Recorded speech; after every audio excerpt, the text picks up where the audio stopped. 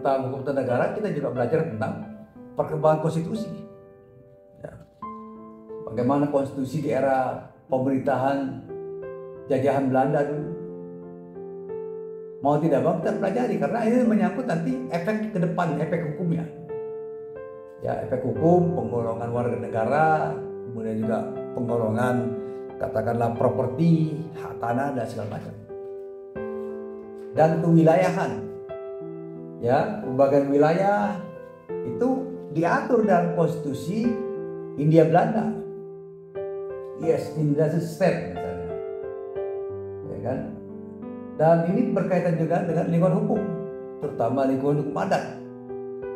Kalau Anda bicara hukum adat, maka kita bicara misalnya daerah Aceh. Ya. Aceh, kemudian Gayo Alas, Batak, Minangkabau, ya, Sumatera Selatan, wilayah lingkungan hukum tersendiri. Jadi kalau kita bicara masyarakat adat adalah masyarakat yang secara adat itu masih eksis sampai sekarang. Bukan hanya karena pakaian dan bukan kesenian-kesenian, bukan hanya itu. Tapi tata hukum misalnya. Misalnya masyarakat adat Minangkabau, kekuasaan adatnya sampai menyangkut kekuasaan tanah. Ada namanya tanah adat. Dan kalau menyangkut tanah adat, penggunanya harus izin nih masyarakat adat. Kemudian masyarakat Melayu, wah macam-macam. Ada masyarakat Kalimantan, oh beragam lagi. Ada masyarakat Kalimantan Dayaknya, ada kemudian Melayunya, ya, kemudian juga Sulawesi Selatan. Jadi kalau kita belajar tentang ini, tentang apa? Tentang konstitusi era Hindia Belanda, maka kita akan mengerti juga tentang struktur masyarakat adat itu diatur. Ya. Jadi kita belajari juga tentang aturan-aturan di era Hindia Belanda. Seperti tadi yang paling masih membekas saat ini adalah tentang hukum tanah. Dokumen-dokumen tanah masih ada. Peta Belanda. Misalnya sebut saja misalnya di daerah Hutan Kayu. Hutan Kayu itu Jakarta Timur.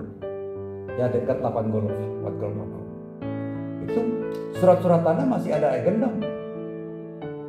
Ya walaupun sudah ada hukum tanah nasional, hukum agraria, tapi tidak bisa dihilangkan hanya karena persoalan administrasi. Nah, gitu ya. Jadi pembedaan-pembedaan warga negara berdasarkan konstitusi yang diatur dalam Hindia Belanda ada. Misalnya katakanlah warga negara Eropa, beda strukturnya dengan masyarakat pribumi. Masyarakat pribumi itu mungkin kelas 3 barangkali. Ada lagi masyarakat timur asing, Cina, Arab, nah pribumi itu paling bawah. Karena itu nanti efeknya kepada sistem hukum, sistem peradilan, ya. Oke, jadi begitu ini ya. Dulu Belanda mengadakan namanya pengadilan Serambi atau pengadilan agama. Ya, dalam struktur hukum kita. Jadi kita pelajari semuanya. Ya kan, kalau Anda pelajari itu, maka Anda paham bagaimana status pengadilan agama dalam sejarah peradilan Indonesia. Ya. Pengadilan agama itu dulu hanya nikah calak cerai. Sekarang lebih maju. Sekarang dia ngatur juga harta gunung gini dan lebih canggih lagi. Jadi kalau ada harta gunung gini yang menyangkut saham, wah jadi lebih agak rumit juga pembagian harta gunung gini. Jadi kalau menurut saya praktek di pengadilan agama nggak kalah dengan praktek di pengadilan negeri. Ya, tapi kalau dari segi honor memang agak sedikit ya di pengadilan agama dibandingkan pengadilan negeri. Oke, itu ya. Kemudian kalau kita masuk sedikit dalam periodisasi keternegaraan, sudah disebutkan tadi ada konstitusi kita, ya periode konstitusi, periode tanggal 18 Agustus 45 sampai dengan 27 Desember 49. Itu periode pertama Undang-Undang Dasar 45 berlaku. Ya. Setelah itu masuk periode Republik Indonesia Serikat dengan dasar ya Undang-Undang Dasar RIS yang berlaku 27 Desember 49 sampai dengan 17 Agustus 1950. Ini penting juga kita pelajari ya, persoalan nomenklatur, sejarah, ya kan, sehingga kita bisa tahu siapa tokoh kebangsaan ya yang berjasa ya. Jadi beralihnya pemerintahan Indonesia Serikat kembali ke negara kesatuan itu adalah atas jasa besar dari Muhammad Natsir. Jadi Muhammad Natsir ini menulis dalam parlemen ya surat namanya Memorandum Muhammad Natsir, Memo Muhammad Natsir. Dia minta kepada Presiden Soekarno untuk agar Indonesia kembali ke bentuk negara kesatuan. Jadi Pak Natsir ini punya kontribusi besar, cinta kepada kebangsaan, ya, walaupun dia adalah pemimpin Partai Islam. Ini sebuah sejarah. Ya.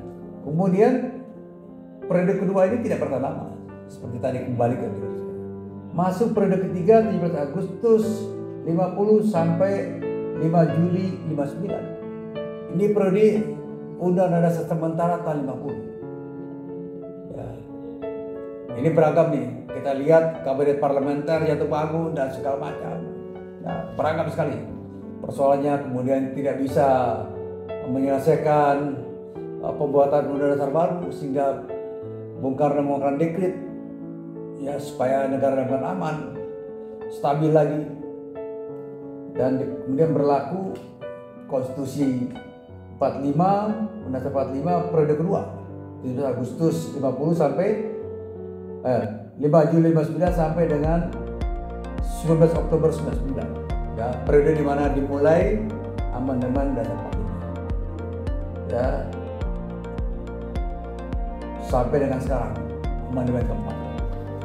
Nah, ini yang menurut saya perlu dipelajari ya. Dipelajari, dibaca secara baik ya kan. Kalau baca sejarah itu ya bisa dibaca sembari minum kopi ya, santai, ya, walaupun serius juga bisa ya. Ini kira-kira perkembangan sejarah ya, dan buat saya ini juga penting kita pelajari perkembangan konstitusi.